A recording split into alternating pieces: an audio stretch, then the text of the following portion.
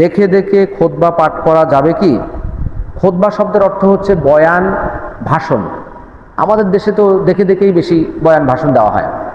এই যে আপনার ইয়েতে বিভিন্ন জায়গায় যে সভাগুলো হয়, বিশেষ করে মন্ত্রীরা আসে যেখানে, তারা দেখে দেখে পাঠ করে, সংসদে দেখে দেখে পাঠ করে, জাতিসংঘে দেখে দেখে পাঠ করা হয়। অতএব দেখে মুখস্থ কোনো সমস্যা নেই, মক্কাতেও দেখে দেখে খুতবা পাঠ করা হয়। খুতবার সামনে কাগজ থাকলে সুবিধা হয় কি, যে কোনো কারণে যদি ব্রেন এদিক ওদিক চলে যায়, কারণ আমরা তো আসলে দুর্বল। সুম্মা রাদাদনাহু আসফালা সাফিলিন, সূরা ৩ ৯৫ নম্বর সূরার ৪-৫ নম্বর আয়াত আসছে যে মানুষকে আল্লাহ খুব সুন্দরতম অবয়বে সৃষ্টি করেছেন, এরপর দুর্বল থেকে দুর্বলতম অবস্থানে তাকে পৌঁছে দিয়েছেন। মানুষ ক্রমেই দুর্বল হয়ে পড়ে।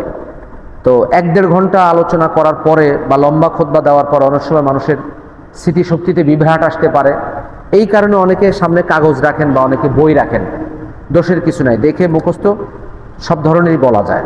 অর্থাৎ আপনি চাইলে আপনার ভাষণ মুখস্থও দিতে পারেন, আপনি দেখেও দিতে পারেন।